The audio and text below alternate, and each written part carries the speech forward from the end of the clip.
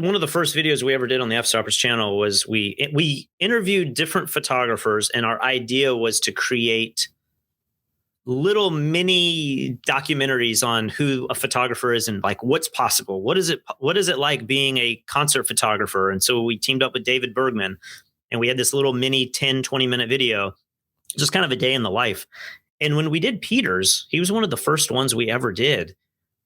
We just realized, wait a minute, our biases of what we think we need to share and what Peter was exposing and sharing with us were so different. I thought it was all going to be about camera gear and how do you light the face this way. And then we realized Peter is like on this other level where he's emotionally connecting with his subjects and he's pulling out this expression. And we thought, well, a lot of psychology. This is such useful information, and no one's shared this. We didn't even really capture it in the first video that we did. And so we said, well, we should team up with him and do something much more long format and try to get to the bottom of what is it that Peter's really doing. And I remember we filmed that tutorial also like on maybe a D300. It could only shoot 5-minute clips.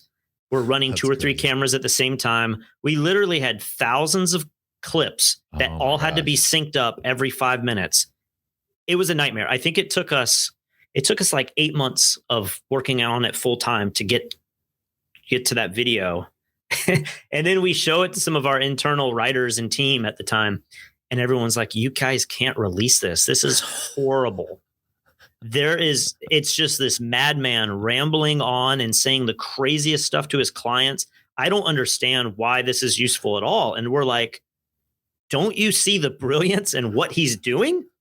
And they were like, no, you can't release this. And you certainly can't charge money for this.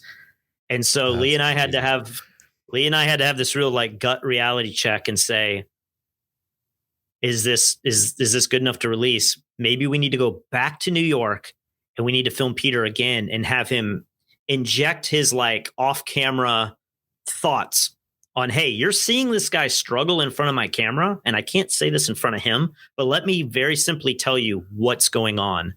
And so it was kind of like a confession room. Peter's going to confess the problem I'm having right here. You can't tell, but I am not confident in my shooting with this guy. So I'm trying to distract him. And then once we injected, another 45 minutes of content, we watched it again and we were like, this definitely feels tighter. It's easier to understand. And then we released the thing and it became one of the best-selling tutorials we've ever made. And that kind of opened our eyes of, well, there's definitely a longer format that we can do where we're not just doing these a day in the life of documentary videos, but we're actually creating a tutorial where you can learn from some of the best photographers in the world. Well, and you're very humble in the way that you're kind of presenting this, because I feel like a lot of people that are probably listening to this are not familiar with the photography industry itself. So I'm gonna say this. Back, what was that? That was 8 years ago or so. Was that 8 years ago when you first filmed? It was 2010. We filmed the one with Peter, and then 2011 at the end of the year, I think, is when we released that tutorial. Okay, so at that time, here's what like the environment looked like was.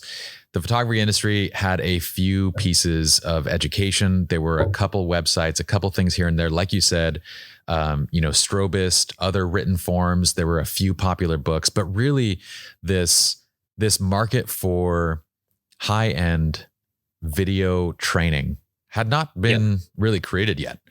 And in my opinion, I mean, what you guys were releasing were $300 tutorials. These are premium, expensive tutorials.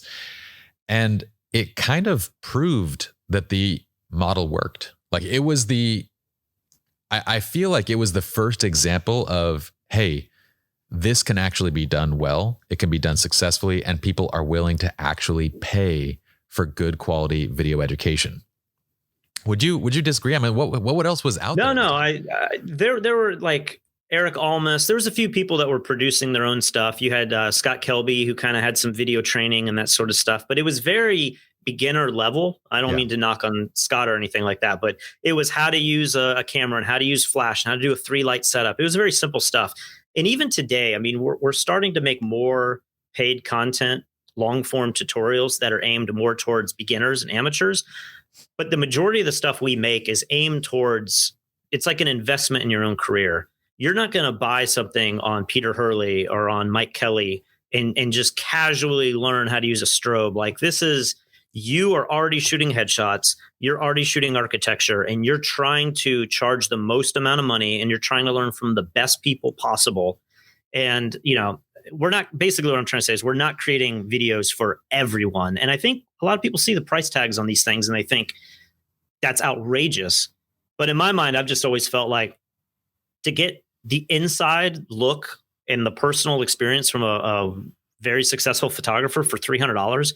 I mean, most of their in-person workshops for a lot of these guys are, thousands of dollars. I mean, tens of thousands of dollars if you do the hotel and the flights, and for sure. And you want to stay after. I remember Joe McNally would do these workshops for a day or two, but then if you wanted to, he'd do these speaking engagements for a day or two. But if you wanted to really learn from him one-on-one, he would then book these separate little things. And so it's very valuable to have something that you can rewatch and really digest it. Whereas today, I'm really interested in some of the masterclass stuff. Mm-hmm. I don't know if everyone should be pretty familiar with those. They're all over the, Facebook ads and everything. But yeah, if you've ever watched one, which I admit I have not, I've watched, but I've heard that they aren't like these seminars where you're going to learn everything. They're more or less kind of entertainment. If you're vaguely interested in barbecue, you're going to watch this masterclass from one of the top barbecue guys, and maybe you'll learn how to make ribs. But it's more or less you're investing in, I want to be really entertained by one of the top guys.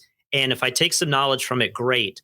But it's not, as far as I know, like if you watch Santana, he's not going through every detail of his creative process. And it's like such a deep level where you're almost inspired to listen to somebody who is so successful and so iconic, more so than Santana is showing you every little lick in the way that he approaches a scale. You know what I mean? For sure. No, I've seen quite a few of them. And at least from all the ones that I've seen, it's very much edutainment, like it's kind of right. Imagining a documentary, but presented from that person's kind of specialty.